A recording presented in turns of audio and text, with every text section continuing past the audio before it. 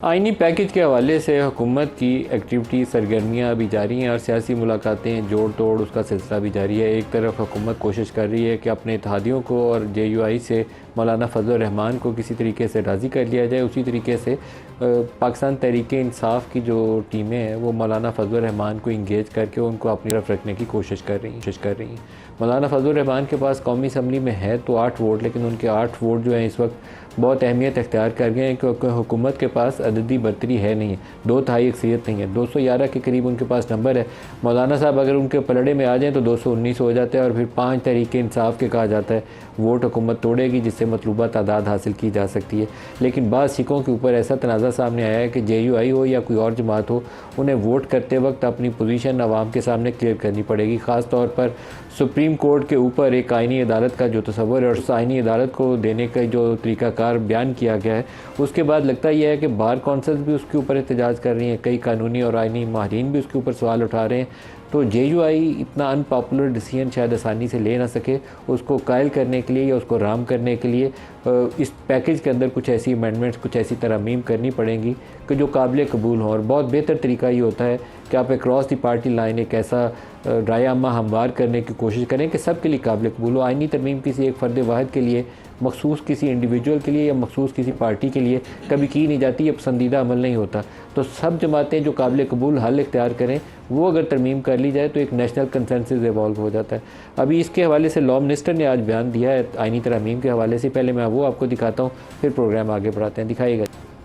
یہ by and large 4 چیزوں پہ ہے سر، میں جلدی سے کر دوں کوئکلی۔ جو میں نے فنڈامنٹل رائٹ کے حوالے سے کہا وہ تجویز ہے، کانسٹیٹیوشنل کورٹ کی تجویز ہے، 63A کی تجویز ہے، اس میں تجویز ہے جوڈیشل کمیشن کی نئی شکل کی۔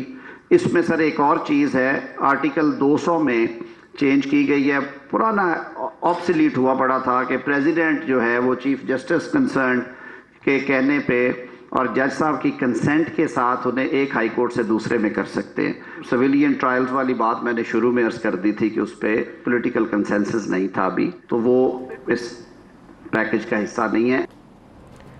طارق صاحب نے جو چیزیں بیان کی ہیں اس کا آخری جملہ بڑا معنی خیز ہے۔ انہوں نے کہا کہ سیولینز کے ملٹری ٹرائل والا میں نے بتا دیا پہلے کہ اس کے اوپر ابھی کنسنسس نہیں ہے۔ ابتدائی مسودے کے اندر آرٹیکل 8 کو بھی اس کے اندر اور کچھ اور آرٹیکلز کے اندر امینڈمنٹس ڈالی گئی تھی جس سے بعض کیسز کے اندر وہ راہ ہموار کی جا رہی تھی کہ وہ ملٹری ٹرائل کی طرف لے جایا جا سکے، لیکن اب لاء منسٹر کہہ رہے ہیں کہ اس کے اوپر پولیٹیکل کنسنسس نہیں تھا۔ مولانا فضل الرحمان نے جو مجوزہ آئینی پیکج جو مسودہ ان کے پاس تھا اس کے اوپر جو رد عمل دیا ہے وہ بہت دھانسو قسم کا ہے۔ مولانا صاحب اس کے اوپر اگر کھڑے رہیں گے تو یہ بہت طاقتور پوزیشن ہے ان کی۔ دکھائیے گا مولانا نے کیا کہا۔ اس وقت تو ہم نے ان کا مسودہ مکمل مسترد کر دیا، بلکہ وہ تو اب یہ بھی کہنے کے لیے کہ ہمارا تو کوئی مسودہ ہے ہی نہیں، تو پھر جو پرووائڈ کیا گیا وہ کیا تھا؟ جو کچھ بھی ہمارے حوالے ہوا اور ہم نے جو اس کا مطالعہ کیا ہے اس کے مطالعہ کرنے سے ہمیں کسی طریقے سے بھی کسی لحاظ سے بھی وہ قابل قبول نہیں بنا۔ یہ قوم اور ملک کی امانت میں اس سے بڑی خیانت اور نہیں ہو سکتی تھی اگر ہم اس پر ساتھ کریں۔ انشاءاللہ تعالیٰ مل کر چلیں گے، لیجسلیشن کی حد تک ہم بالکل مل کر چلیں گے، چاہے وہ قومی اسمبلی ہے چاہے وہ سینٹ ہے۔ آج جو ہمارے ساتھ شرکا ہیں ڈاکٹر طارق فضل چودھری ہیں پاکستان مسلم لیگ نواز سے، زین قریشی ہیں پاکستان تحریک انصاف سے، اور حافظ حمداللہ صاحب ہیں جے یو آئی سے۔ سب کو پروگرام میں خوش آمدید کہتے ہیں۔ ڈاکٹر طارق صاحب، مولانا فضل الرحمان کہتے ہیں کہ مسودہ مکمل طور پر مسترد کر دیا ہے، موجودہ شکل میں قابل قبول ہی نہیں ہے، مکمل طور پر مسترد۔ تو آپ کے لیے تو بہت بڑا یہ سیاسی دھچکا ہے، سیٹ بیک۔ ملک صاحب، میں ایسے سیاسی دھچکا اس لیے نہیں کہوں گا کہ مسودہ مولانا صاحب نے جو کہا ہے کہ مکمل طور پہ مسترد کر دیا ہے، تو میں یہ کہوں گا کہ مسودہ مکمل طور پہ ابھی معرض وجود میں آیا ہی نہیں ہے۔ یہ ساری جو باتیں ہو رہی ہیں، جو ابھی لاء منسٹر نے جو بات کی ہے، اسے چند نکات بتائے ہیں، یہ وہ ساری باتیں جن کے اوپر کنسنسس ڈیولپ کرنا ہے۔ میں نے اس دن بھی ایک پروگرام میں یہ بات کہی تھی کہ ہم نے کنسنسس ڈیولپ کرے بغیر اجلاس کیسے طلب کر لیا تھا؟ آپ تو رات 12 بجے سے پہلے اس کو پاس کروانے کے چکر میں۔ نہیں، رات 12 نہیں، یہ بھی بڑی غلط فہمی ہے۔ چلیں اس پہ بات کر کے پھر میں دوبارہ امینڈمنٹس پہ آتا ہوں کہ اس دن مختلف ٹاک شوز پہ جناب یہ بات کہی گئی اور مختلف تجزیہ نگاروں نے یہ بات کی جناب کہ رات کے اندھیرے میں شب خون مارا جا رہا ہے 12 بجے رات کو۔ تو خدا کا واسطہ ہے، اجلاس دن کو 11:30 بجے طلب کیا گیا تھا۔ پھر 3-4 دفعہ آگے کیوں کیا؟ نہیں، وہ 3-4 دفعہ آگے اس لیے کیا کہ بعض اوقات ایسے ہوتا ہے، آپ میرے سے بہتر طور پہ جانتے ہیں کہ کابینہ کا اجلاس آگے کیا، مسودے کی منظوری کرنی تھی وہ آگے کیا نا کہ کابینہ کا اجلاس اور اسمبلی کا اجلاس جڑے ہوئے تھے. اسمبلی میں پریزنٹ ہونے سے پہلے ہر صورت میں بل کو کابینہ سے پاس ہونا تھا, تو لہٰذا جب اسمبلی کا اجلاس آگے ہوتا ہے تو کابینہ کا بھی آگے ہوا. لیکن بعض اوقات ایک شادی ہوتی ہے نا, اس میں تمام معاملات طے ہوتے ہیں, لیکن رخصتی سے پہلے کبھی کبھی پھر بھی جھگڑا ہو جاتا ہے. تو یہ رخصتی سے پہلے آپ کا جھگڑا ہوا, ایک دم جھگڑا ہو گیا نا, تو یہ ہو جاتا ہے. آپ کا بھی جھگڑا رخصتی سے پہلے ہوا, اچانک مولانا فضل الرحمان نے سوال اٹھا دیا کہ جناب رات کی تاریکی کوئی نہیں, صبح 11:30 بجے اجلاس تھا. دوسری بات یہ ہے کہ جو امینڈمنٹس ہیں نا, ہم نے کچھ امینڈمنٹس پروپوز کی کانسٹیٹیوشن میں, مولانا صاحب کے پاس پہلے لے کے گئے, کیونکہ کچھ لوگوں نے وہ پڑھی, کچھ لوگ کہہ رہے ہیں ہمیں نہیں پتہ, لیکن وہ پہلے ڈسکس ہوئی. دیکھیں اتنے ہم بچے تو نہیں ہیں نا کہ ہم نے جناب کسی کو بتایا ہی نہیں, اور ادھر ہمارے 211 MNAs وہ ساری حاضری پوری, سینیٹرز کی حاضری پوری, اور اس کے بعد ہم مذاکرات کریں. مطلب ہیڈی بھی لوٹ نہیں ہے نا, گورنمنٹ ہے, دماغ ہے, کچھ بیٹھے ہوئے ہیں. یہ آپ کہہ رہے ہیں کے ساتھ تھا دماغ اس کے اندر, مجھے تو لگا کہ اس میں سوالیہ نشان تھا. اور ساری چیزوں کہ رات 12 بجے تک جس طریقے سے مولانا صاحب کے در پر حاضری دے رہے تھے آپ, مجھے لگتا ہے کہ ہوم ورک پورا نہیں تھا کیا. مولانا صاحب کے گھر پہ تو ہم جب سے الیکشن ہوا ہے تب سے جا رہے ہیں, وہ ہمارے بڑے ہیں, سر ہوم ورک نہیں کیا کے پریزیڈنٹ ہیں.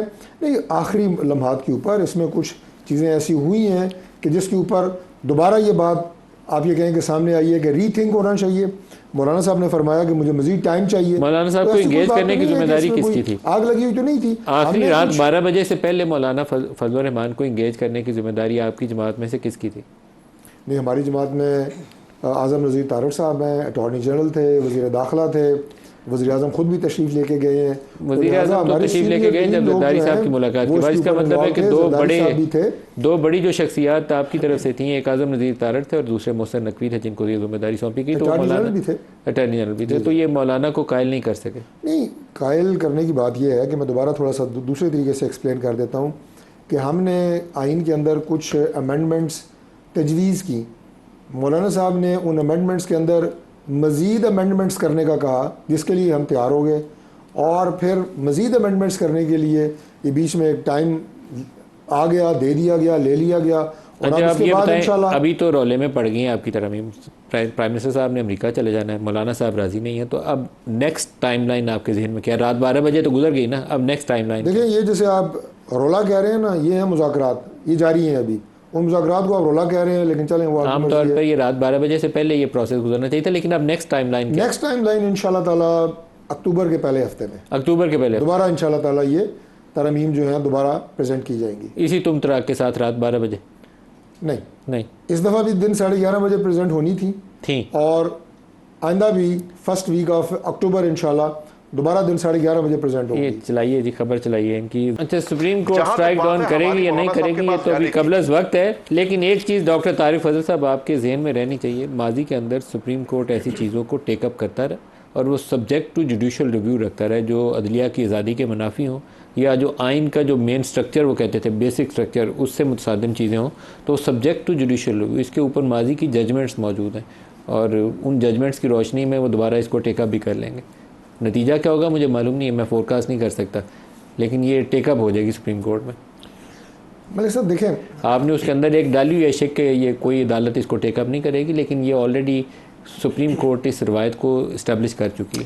دیکھیں ہم کیا کہہ رہے ہیں, جوڈیشری کے حوالے سے ہم یہ کہہ رہے ہیں, دو باتیں کر رہے ہیں. ایک تو یہ کہ آئینی عدالت کا قیام, وہ اس لیے کہ کانسٹیٹیوشنل کورٹ جو ہے وہ آپ کے کانسٹیٹیوشن ریلیٹڈ جتنے میٹرز ہیں, جو آج اگر سپریم کورٹ کی, میں 2-3 پروگراموں میں کہا, کسی نے کیا نہیں, آپ برائے مہربانی آپ کر دیں.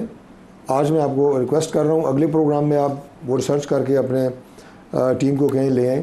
پچھلے پورے 1 سال میں سپریم کورٹ کے کیسز نکلوائیں, اس میں یہ کانسٹیٹیوشن ریلیٹڈ کیسز کتنے ہوئے ہیں, چونکہ ان پہ ٹکرز بنتے ہیں, ہیڈ لائنز بنتی ہیں, بریکنگ نیوز بنتی ہیں, یہ کتنے سپریم کورٹ نے ٹیک اپ کیے ہیں.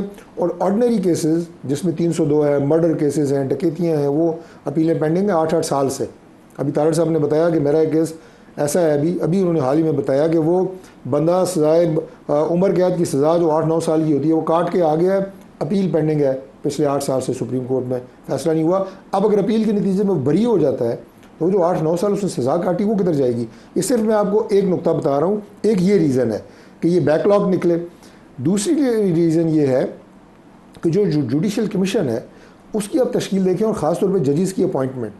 اب ججز اگر آنریبل ججز ہیں, اگر وہ یہ چاہتے ہیں کہ ان کی اپوائنٹمنٹ جو ہے وہ کلی طور پہ سپریم کورٹ کا اختیار رہے اور کوئی اس میں اور مداخلت نہ کرے تو وہ بے شک اڑا دیں, ہم تو اس میں کچھ نہیں کر سکتے, ظاہر ان کا اختیار ہے. طارق صاحب لیکن کانسٹیٹیوشنل امینڈمنٹ میں ایک چیز, کیونکہ وہ اینڈ بھی سمجھ آئے گی ناظرین کو, لیکن ایک چیز میں آپ کو عرض کرنا چاہتا ہوں کہ جب یہ کمیٹی جو ججز اپوائنٹمنٹ کی کمیٹی ہے اس میں جو پارلیمان کے نمائندے موجود ہیں یا نومینیٹ کیے گئے ہیں وہ بااختیار تھے, ان کی سے تھی, لیکن ایک ریٹ داخل ہوئی سپریم کورٹ میں اور اس کے بعد ان کے اختیار زیرو ہو گئے. اس وقت جو پارلیمنٹ کے نمائندے ججز سلیکشن کمیٹی میں بیٹھتے ہیں وہ ڈمیز ہیں, وہ ربر سٹیمپ ہیں.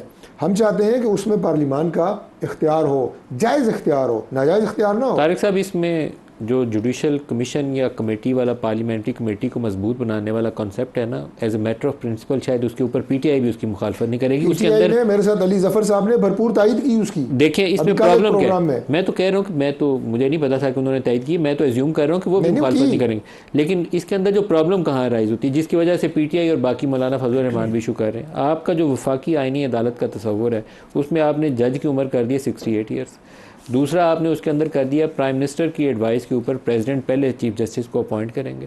تو آپ ہینڈ پکڈ ایسی ایک آئینی عدالت بنانا چاہتے ہیں جو اگلے 10-20 سال تک پاکستان کے پورے جوڈیشل سٹرکچر کے اندر اپنی من پسند کے جج لے آئے گی. This is not going to be acceptable to P T I, People's Party, J U I, وہ سارے اس کے خلاف آواز اٹھائیں گے. دیکھیے ملک صاحب, شخصیات بدلتی رہتی ہیں. پرائم منسٹر میاں نواز شریف صاحب تھے, پھر عمران خان صاحب آئے, ابھی شہباز شریف صاحب, آئندہ کون ہوگا خدا بہتر جانتا ہے. ادارے جو ہیں نا وہ میٹر کرتے ہیں, افراد میٹر نہیں کرتے. مجھے اب یہ بتائیں کہ پرائم منسٹر ہوتے ہیں ملک کے چیف ایگزیکٹو, آرمی چیف کا جو تقرر ہے وہ پرائم منسٹر نہیں کرتے. اب آپ کہیں کہ وہ ہینڈ پکڈ ہے, آپ یہ کہیں کہ وہ اس کو اپنی مرضی سے پرائم منسٹر کر رہا ہے, تو یہ کوئی ایسی انہونی بات نہیں ہے کہ یہ کوئی عہدہ ایسا ہے کہ جس کے حوالے سے پرائم منسٹر پہ بہت بڑی قدغن ہے یا کوئی بہت بڑی بندش ہے کہ وہ یہ اختیار استعمال کر نہیں سکتے. یہاں پہ پروپوزل ہے, ہم گئے ہیں, باقی جماعتوں کے پاس گئے ہیں, اگر سینس پریویل کرتی ہے اور اس کے اوپر کوئی کنسنسس بن جاتا ہے تو گڈ.